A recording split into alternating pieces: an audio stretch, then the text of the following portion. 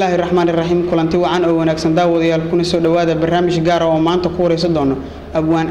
cabdi salaad qaari oo abwaaniinta Soomaaliyeed ee ku sugan magaalada Muqdisho waan ku soo dhawow barnaamijka. Assalaamu calaykum wa rahmatullaahi wa barakaatuh. Anigu horta dadkii hore ayaan ahay fankana maraan dhaweyn baan ku soo biiray oo 49 sano laga joogaa markaan ku soo biiray intiqaad ahaan maanta ujeedadan leeyahna waxa weeye 22 sano iyo 1 sano waxaan raadinayay dalkan dadkii lahaa marka hore arintaas aan rabaa inaan qadimo kadibna ujeedada aan leeyahay rabaa inaan sheego. abwaana waa mahadsan tahay sidaan ognahay wadankan 20 sano dagaal iyo dhibaato ka jirtay 20 sanana dadkii Soomaaliya abwaaniintii Soomaaliyeed ee ku sugnaa wadanka way kala maqnaayeen 20 sano ee wadanka miyaad joogtay mas'uud ka maqnay waa joogay 20 sano habeenka waan bixin dalkan joogay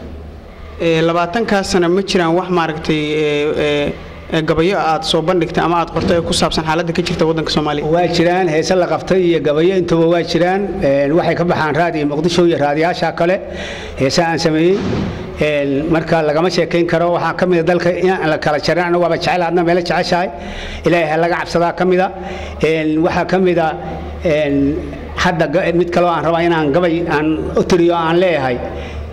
dayaxina nuur mala shamsaduna ma diirana cirka roobku kama doodoguna ma soo baxo xooluhu ma dararaan darabiya baroor male dabayl baa dhacayso colaadiina ma ay damin waxaan uga dan leeyahay wadalkan dadkiisii ma mar hore la daayacay wuxuu soo dameer mala dhagaho ma daloolaan hadalku kama u daadago daacadiya wadal male madaxda riyaantaad dumarkii carruurta kulligu lagu dilaya wadalkan dadkiisii qormara la dayacay wuxuu soo dameer mana dhagaho ma daloolaan hadalku kama u daadago daacadiya wadal male Soomaaliya dameer la dalshay jacayl keedina dumisay kulligeed sooxdaa dawarsiga ku noolay umadan danteed garan waxa dhaanta dunyada ayadoo way dareentaa dugaag cunay way ka sideysaa dibadda iyo gudaha dib u wada heshiiyo kulli nabada doono dalka aan dhisna ka. Assalaamu calaykum wa rahmatullaahi wa barakaatuh. abwaane waxaad sheegtay in maartay heesa aad tirida hadda la qaado heesaas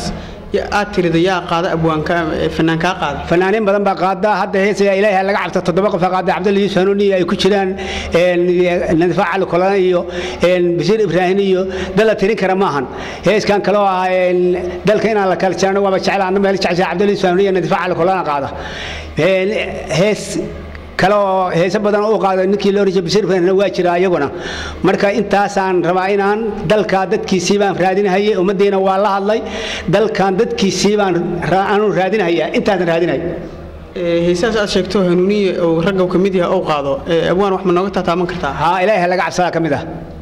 haddii alla laga cabsado cafiyada mid dhaafleen haddii alla laga cabsado caaniya nabad baa leeyahay haddii alla laga cabsado colaad iyo abar la waa haddii alla laga cabsado ciideena barwaaqo noqon haddii alla laga cabsado cusriga yusra ku xigan haddii alla laga cabsado cilmiga diinta la baran haddii alla laga cabsado dugsiyada waa la wada camiray haddii alla laga cabsado subax waa lagu cilna haddii alla laga cabsado caruurta baar noqon haddii alla laga cabsado iimaanka lagu cayil haddii alla laga cabsado carabka ducada inuu dhaho haddii alla laga cabsado cirsiga waa laga aqbalay haddii alla laga cabsado janna ciribteena noqon haddii alla laga cabsado cadceeda qiyaamihiyo haddii alla laga cabsado عيرد كلور بحر نقول هدي الله لقى عصوا عصب كنا بدي على الدقي هدي الله لقى عصوا عركان روم نوجا إيمان هدي الله لقى عصوا على وصل الله يسفر هدي الله لقى عصوا على بدن بالوين هدي الله لقى عصوا من مع الهلي هدي الله لقى عصوا عقل قفا في عم باشغين هدي الله لقى عصوا عدو ولا قعد كان إلهي هلا لقى عصوا عدم هنا يكرش أبواني تاريخ هذه كوه ريد قبل تريد قرميسه أنا قايل لا 8 سنة أنا وشيران تكرر لي قاعد قبل شيء gabaygan shacabadana waa lagu dhashaa dadka Soomaaliyeedna waa ay garanayaan aniga Cabdi Salaad Qaari ahaan inta markaan uga baxo ujeedada aan leeyahay waxa weeye ummadda Soomaaliyeed banaanka jidana aan u sheego dalkooda inuu u baahan yahay iyo kuwa gudaha joogaba anigana intaas waxaan ku noolaa xabada dhacayso dadka la xasuuqay dhexdooda waxna ma qaban karo inaan hadlo umtidaas sheega moogi aragti ahaan waxaan leeyahay ummadda Soomaaliyeed dalka iyo dibaddaba waa inay dad gartaan dadkooda la leeynayo oo ay wax u qabtaan dalkana ka soo gaaraan oo nabadda ay ku soo celiyaan ummadda intaas aan leeyahay anigana markaan waxaan leeyahay oo isu bandhigay intiqaadahan oo hadda aragtida ugu waan waa jirana dhiikar baan qabaa dalka aan ku noolahaana dad wax gartaa dalka ma joogaan kuma badna may garata marka waan jiranahay guri cilahan seexdaa marka wixii garanahaya yaan u bandhigaya inaan jirana u baahanahay taageero dawo dalkan dal ugu noolaan kara ma ahan waxa dhacaya colaad baa ka taagan iyo abaar umadeena waa go'day marka umada inta hartay in la daba qabtaan raba abwaane waxaad sheegtay in wadankan dadkiisu u baahan yahay abwaaniin badan iyo odayaal badan ayaa maalin walba ka hadla oo yiraahdo dadka wadankan wuxuu u baahan yahay dalkiisa marka hadalkan maanta aad sheegtay muxuu soo kordhin karaa soo kordhin karaa day haddaan aragti ahaan u hadlo dhab u hadlo dalkan waa lagu soo duulay ummad baa ku soo shisheeya ku soo duulay intiqaad ahaan dadkii lahaaba loo baahan yahay hadday isu tagaan oo tashadaan inay wax u qaban karaan baan hubaa aragtida intaas weey abwaane ma jiraan heeso iyo gabayo aad minaha soo bandhigtay oo ku muujinayso dhibaatada wadankan oo jirtay in dalkan uu dadkiisa u baahan yahay say dadka maaragtay aad sheegto oo maaragtay wax magaratada ay dalkooda u aqoonsadaan assalaamu calaykum horta waxa weeye intiqaad ahaan markaan kuu sheego arrin badan uga hadlaytan oo taa la iskuma hayo ummadda waxaan leeyahay ilaahay ha u toobad keento waxa la rabaa markii ummaddu ay rabtay inay wax qabato inta alla u toobad keento ilaahay aaminto يا